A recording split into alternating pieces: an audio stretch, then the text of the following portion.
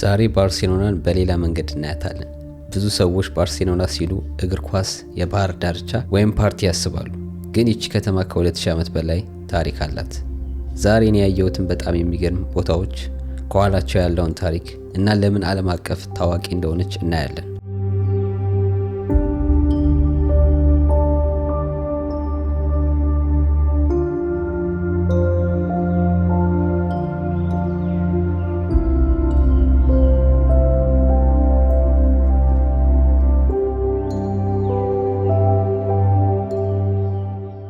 ይህ ቦታ ሴክራታ ፋሚሊያ ይባላል።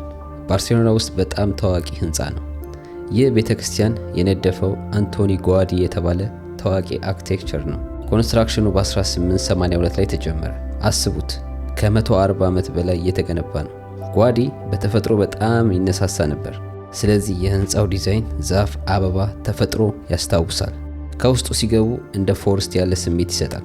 በየዓመቱ ከ4 ሚሊዮን በላይ ቱሪስቶች ይመጣሉ።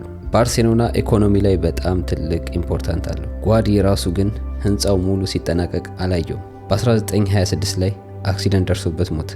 እስካሁን ድረስ ሰዎች ይህንን ህንፃ አንፊኒሽድ ማስተርፒስ ብለው ይጠሩታል።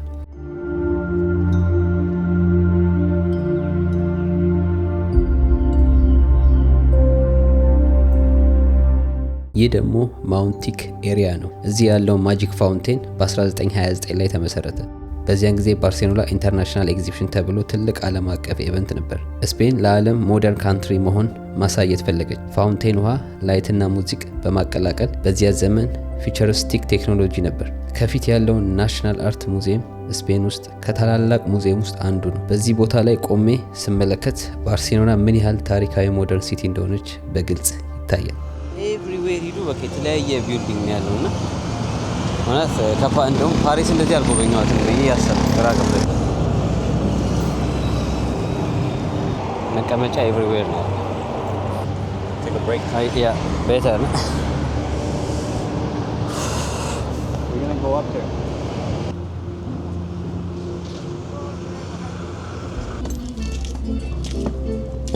Down there.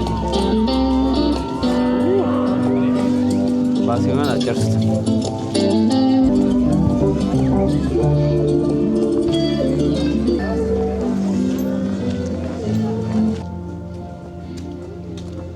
እንደምንም ላይ ወተናል ማለት ነው። አሁን ያለንበት ላይ ቶፕ ኦፍ ቅድም ከታች ያሳየዋችሁ ማለት ነውና ሰው ሁሉ እዚህ ጋር መጥቶ ያው ሪላክስ ያደርጋል። ሙዚየም አለው፣ ወደ ውስጥ መገባት ይችላል፣ መጎብኘት ይችላል። ራሱ ያው ሙዚዮ ግን ወደታች ከተማውን ላሳያችሁ ምን እንደሚመስል። ቅድም የመጣ ነው ከታች ነው እንደምታዩት ማለት ነው። ታያችኋል።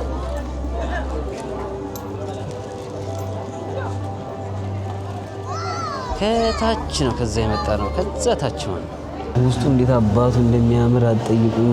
ፈጣሪ ሆይ ሶፋው ደግሞ ያስተኛል።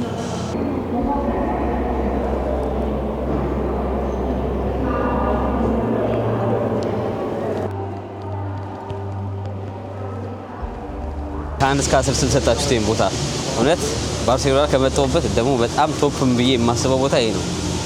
በጣም የሚያምር ቦታ ነው። መታችሁ ጎብኙት የምር The most beautiful place in Barcelona. Amigo, ¿cómo estás? Bien.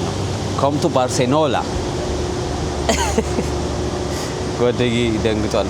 ስፓኒሽኛ ሳወራ ይሁላችሁ ቤት እንደሚያምር በመድኃኒዓለም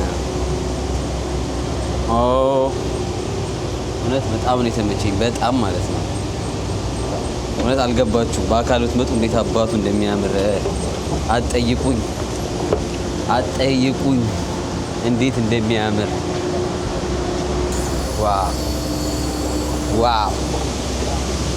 ዋው እዚህ ጋር ራሱ ማውንቴን አለ ድጋሚ ይፈሳል። አሁን ያያችሁ ታችም ትልቅ ፏፏቴ አለ። ዋው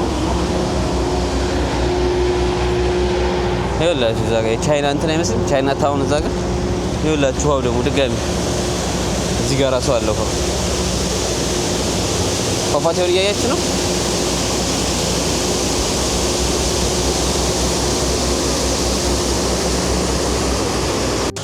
እዚህኛው ሙዚየም ደግሞ ሌላ ማለት ነው በጣም ሰርፕራይዝ ያደረገኝ ውሃውን ልክ ቅድም ስንገባ አልተከፈተም ነበር። አሁን ግን ከፈቱት። ላሳያችሁ። አር ዩ ጋይስ ሬዲ? 1 2 3 ኦ ማይ ጋድ I have never seen before like እንደዚህ አይነት እኔ በታሪክ አይቻልም። እንደዚህ አይነት ሙዚየም አይቻልም። እንደዚህ አይነት ቦታ አይቻልም። ማለት ታውቃላችሁ እንደዚህ አይነት ቦታ እንዴት አባቱ ነው የሚያምረው ግን በመድኃኒዓለም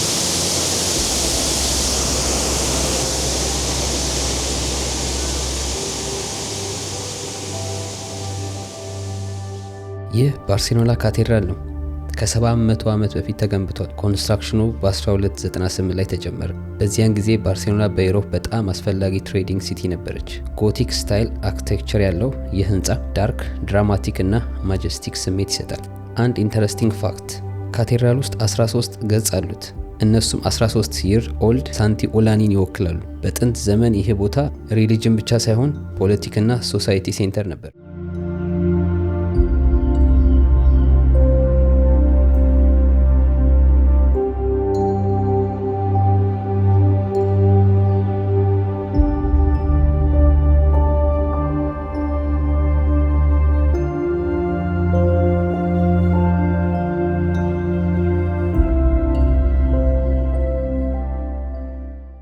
ፓርክ ጊውል ደግሞ ጓዲ የፈጠረው ሌላ አስደናቂ ቦታ ነው።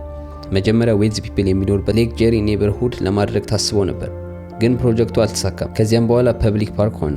ጓዲ በቀለምና በኦርጋኒክ ዲዛይን በጣም ይታወቃል። ስለዚህ ይሄ ቦታ ኦልሞስት ላይክ ድሪም ወርልድ ይመስላል። በየአመቱ ሚሊዮን ኦፍ ቱሪስት ይመጣሉ።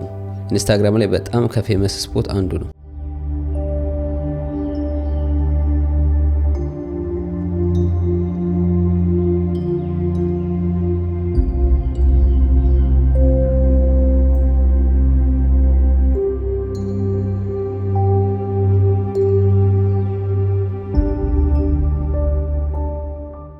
ይህ ላላምብራ ስትሬት ነው። ባርሴሎና ውስጥ በጣም ፌመስ ስትሬት ነው። ከቀድሞ ዘመን ጀምሮ መርቻንት፣ አርቲስት፣ ትራቨለር የሚያልፍበት ቦታ ነበር።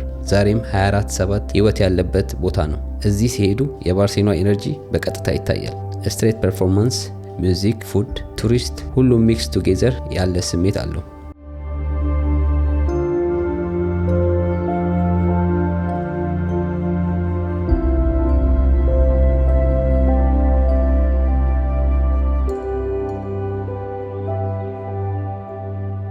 ባርሴሎና በእውነት ከተማ ብቻ አይደለችም።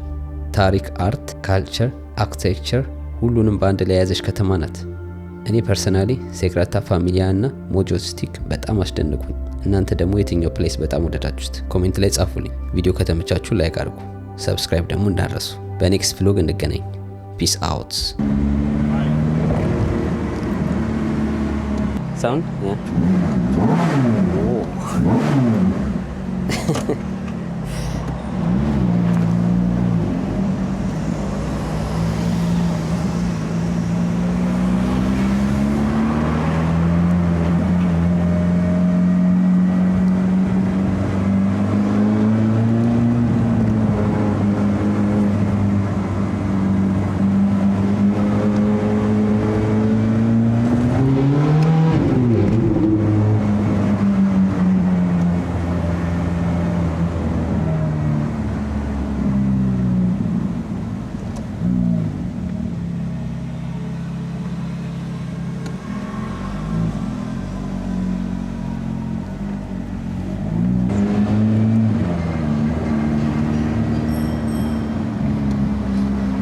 No, pero mira.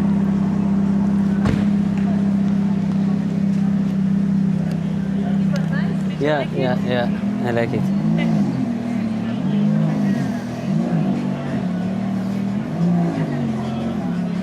ጨርሻለሁ። If it's two people, it touches. Yeah. But it's really low car. If it's two people inside the car, when you put it inside, it touches the down part. That's why alright. you have to do Okay, it. understand. How do you feel? Good. I think he's happy. Thank you, gracias. De nada. Thank you. Gracias. Yeah. አሪፍ መኪና ናት። Gracias. Ciao.